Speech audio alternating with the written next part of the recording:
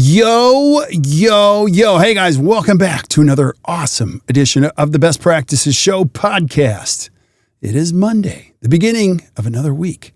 Hope you guys had a great weekend. And just like every Monday, we bring you something called Metric Mondays. A little bite-sized piece of information around some data to help you think bigger and better. And one of the questions we get from dentists everywhere is this. Is getting out of network dead?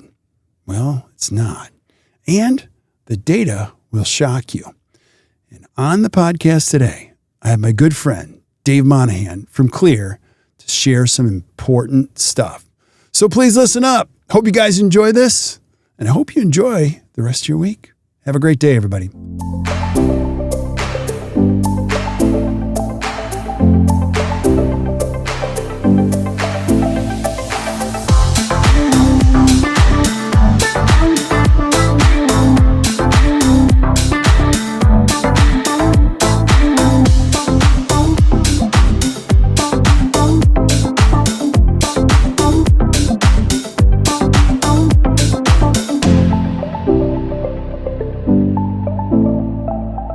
Hey guys, welcome back to the Best Practices Show podcast. You know what today is? Today's Monday.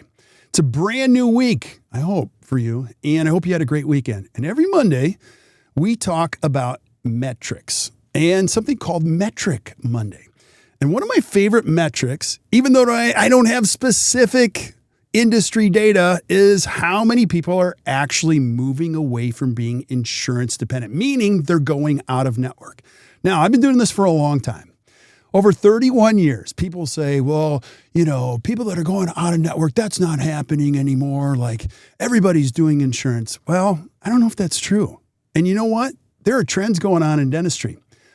And so I thought we would bring on our good friend, Dave Monahan, who's brilliant. He's the CEO of Kleer-Membersy. Dave, let's talk about this. Let's go right there. And the network's not going to censor us because there is no network. Are people, are dentists getting out of network, and is that growing or dying? Yeah, so Kirk, first, thanks for having me. And yeah, I agree. Let's go. So, and by the way, they want to censor me anyway, so I'm going to get censored whether I have a talk about it or not. But here's a couple things. So I don't know if anybody saw the ADA report that came out at the beginning of this year. They do that sort of state of the dental industry. And one of the pieces they dug into, one of the questions they asked offices is, are you coming, are you trying to get out of network, or are you getting out of network, right? And the number, I don't have the top of my head. We can go look at the actual report. It was somewhere around 40% in 2024 had dropped a network. And I think it was over 40% were planning to drop a network in this year, in 2025. So if you think about that for a second, like I know that there's probably some overlap between the two 40s, whatever they are, right?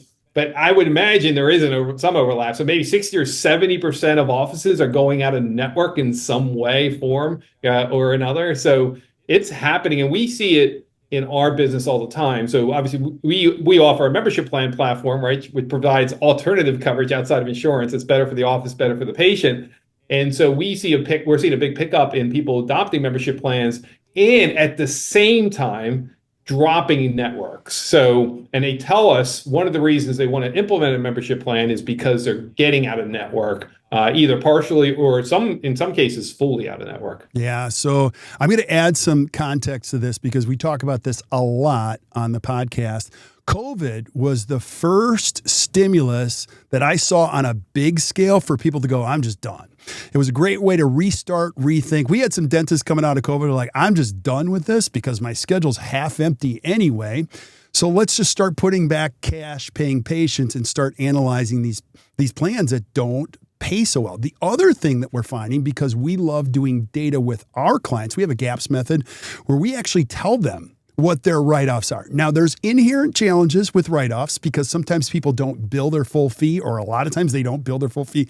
So they go, oh, my write-offs are 15% or 20%. And then we actually do them and they're like 40%. And they're like, holy crap, I'm working half of my days, almost half of my days for free. And I'll argue they're not working for free. They have to pay everybody to be here. They got to keep the lights on and all that kind of stuff. So, and I need to say this because we tell people you don't necessarily got to get on network and be insurance free, but the more you move away from it, the more you're going to feel like, gosh, I'm getting paid for my time. It's awesome. So getting out of network is not a new trend. It's not a fad. It's actually a really responsible business strategy right now. And let me loop one more thing in. Gosh, Dave, I love this topic. I'm just so excited to have you here. I got a text this week many times. There was a very large insurance company, I won't mention their name, that actually purchased a dental practice or a selection of dental practices. And my phone exploded. I don't even know how to respond to that, but I thought I'd bring it to you and say, Dave, what is going on in dentistry? Yeah, so it is. Yeah, I won't name the insurer either, but what that to me was, and this is just my opinion, so I don't have research to provide you, but I think that's an outcome of the insurers understanding there's an end game here, right? And so with this pressure they're having with offices coming out of network, and I think every office deals with it, right? How do you make these PPO reimbursements profitable? It's getting harder and harder because we see on average costs are going up about 20%, right, in the offices, and the reimbursements are flat. And so no matter what, Kirk, again, this is my sort of thinking on this, at some point you hit a breaking point, right? And some of the insurers have hit that breaking point before others in that their reimbursements are lower than others, right? But I see a trend where they're all headed towards it doesn't, pay anymore, right? Profitability is just at some point broken across all of them, right? Unless they're going to suddenly change their reimbursements and increase their reimbursements, which isn't happening. It's just not happening. It's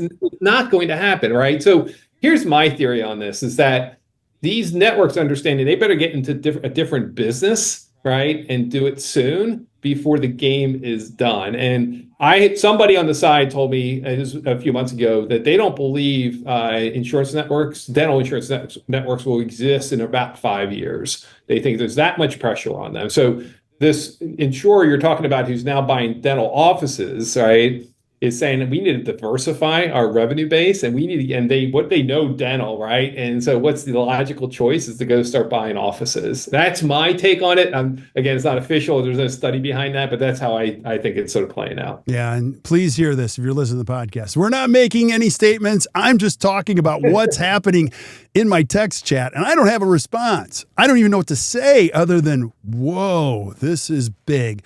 I would say this though. I think dentistry is the greatest profession ever. And I don't care if you're heavily insured or partially insured or thinking about getting out of insurance. Dave, would you agree? A good strategy is just year over year, let's increase the number of patients that are paying somewhat close to our full fee, even if it's 10% per year. Because no matter what happens out there, I tell young dentists all that, you can't worry about what happens out there. You have to do what you do here. And let me throw one more thing in. I tell everybody, you know how you create a great practice? It's just one patient at a time, one day at a time. And if you start to fill your schedule with those people that like to pay your full fee, like to be members in your practice, say, you're my person. I'm going to stay with you. I think you're going to be okay long-term. Agree? Absolutely agree. So, we do the same type of high-level sort of feedback or give, the sort of the guidance to the practice, and then we'll send them to you as far as how you actually do it. But we say just work your way through the networks, right? Let's figure out the ones that are the low producers, right? That are low or no profit or losses, right? Let's get out of them first, and then we move up chain as we go along. And what we've seen is people, be worried about they're going to lose 30, 40, 50% of their patients. And we typically see, and you're an expert on this, Kirk, a lot less than that. We actually have a case study we just published where a practice just went over, employee membership plan and went totally out of network. And the lost patients, the percentage of patients they lost that were insured when they went out of network was, I know this sounds shocking, but it was 2%. Wow. They lost 2% of their patients. Yeah. They were worried about losing 30 or 40%.